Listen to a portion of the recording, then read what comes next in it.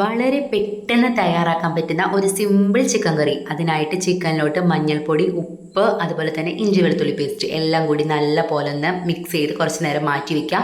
പിന്നെ നമുക്ക് ഓയിലിലോട്ട് ഇഞ്ചി വെളുത്തുള്ളി ചെറുതായി ചോപ്പ് ചെയ്തത്, പച്ചമുളക്, സവാള, കറിവേപ്പില എല്ലാം കൂടി നല്ല പോലെ ഒന്ന് വഴറ്റാം. അതിനുശേഷം നമുക്ക് അതിനകത്തോട്ടൊരു മസാല തയ്യാറാക്കണം. വറ്റൽമുളക്, മല്ലിപ്പൊടി, ചെറിയ ജീരകം, വലിയ ജീരകം, കുരുമുളക്, ഏലക്കായ, പട്ട, ഗ്രാമ്പു എല്ലാം ചേർത്ത് നല്ല പോലെ ഒന്ന് വഴറ്റി അതൊന്ന് പൊടിച്ചെടുക്കാം.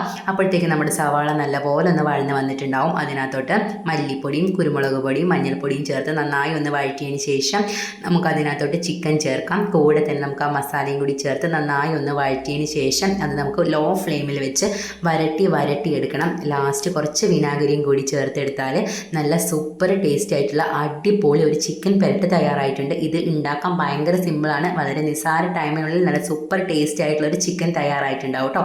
എല്ലാവരും ട്രൈ ചെയ്യണേ. ടാറ്റാ.